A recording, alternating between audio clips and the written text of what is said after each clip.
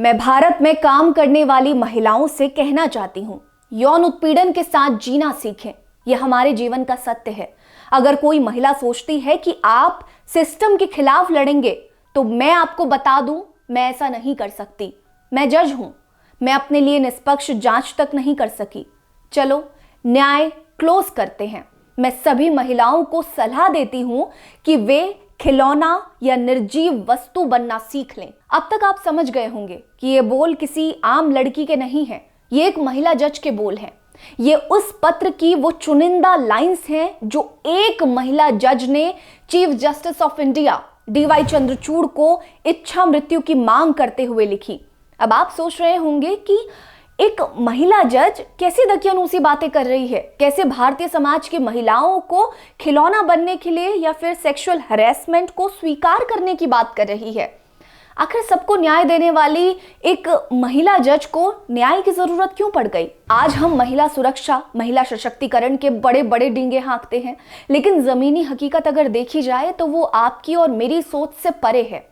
चलिए एक पल के लिए मैं पत्रकार होने के नाते ये स्वीकारती हूं कि मैं भी आज की तारीख में खुद को सुरक्षित महसूस नहीं करती। चाहे प्रोफेशन जो भी हो, आप डॉक्टर हैं, आप लॉयर हैं, या फिर आप किसी भी प्रोफेशन के हैं, या आप एक हाउसवाइफ और कॉलेज में पढ़ने वाली लड़की ही क्यों ना है, सेक्सुअल हरेसमेंट आज के टाइम पे एक ऐसा शब्द है जो किसी से वंचित नहीं है। लेकिन तब क्या, जब आप किसी प्रशासनिक स्तर पर बैठे हो, आप किसी ऐसी जगह बैठे हो जहां से आप न्याय की मांग करते हैं और न्याय आपको मिलता है एडमिनिस्ट्रेटिव लेवल पर अगर आप हो, और तब आपके साथ सेक्सुअल हरेसमेंट हो और आपको न्याय ना मिले, तब बंदा किसके पास जाए? आज की कहानी है एक महिला जज की, जिन्होंने इंसाफ की गुहार लगाने के बजाय अपनी मृत्यु की गुहार लगा डाली।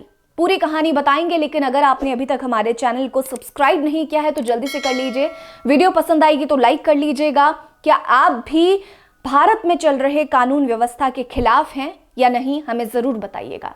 चलिए कहानी की शुरुआत करते हैं। बात राम राज्य स्थापित करने वाले योगी आदित्यनाथ जी के राज्य उत्तर प्रदेश की है, जहां बांदा में तैनात सिविल जज अर्पिता साहू ने सुप्रीम कोर्ट के मुख्य न्यायाधीश को पत्र में लिखकर इच्छा मृत्यु की गुहार लगाई।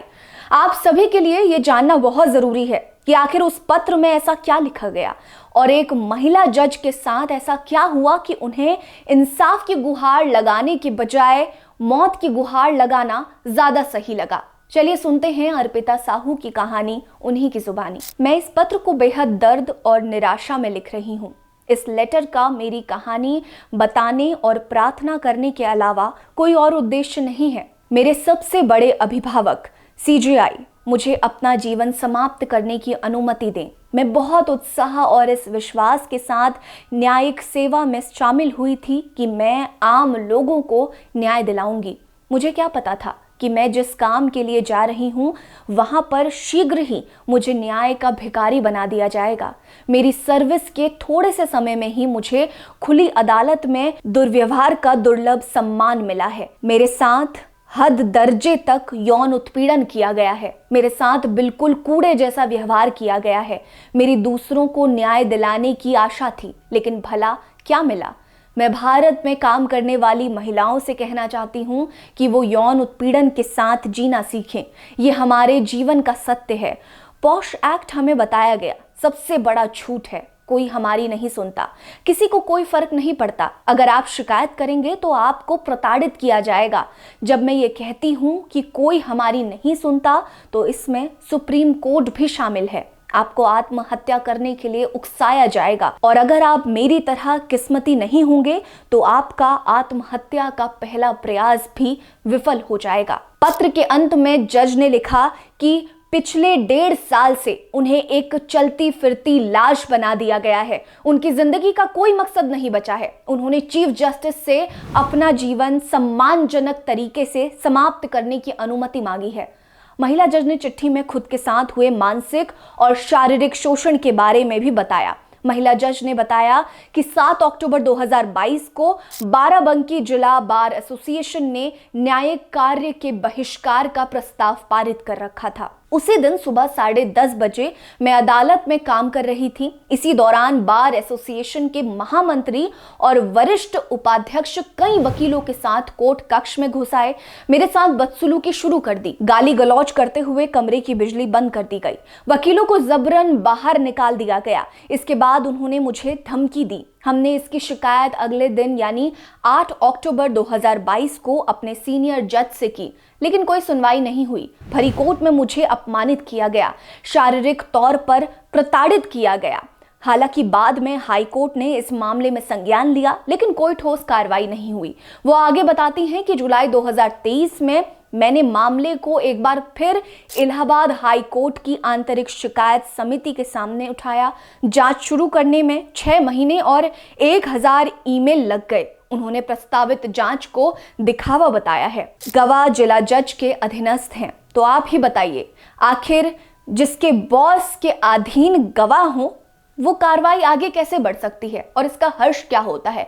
ये कुछ शब्द थे उस महिला जज के। आज सुबह ये चिट्ठी बहुत तेजी से वायरल हुई और वायरल होने के बाद जो सामने निकल कर आया वो सबके लिए बहुत भयावह था। कैसे एक महिला जज जो खुद को न्याय दिलाने की बजाय खुद के लिए इच्छा मृत्यु मांग रही हैं।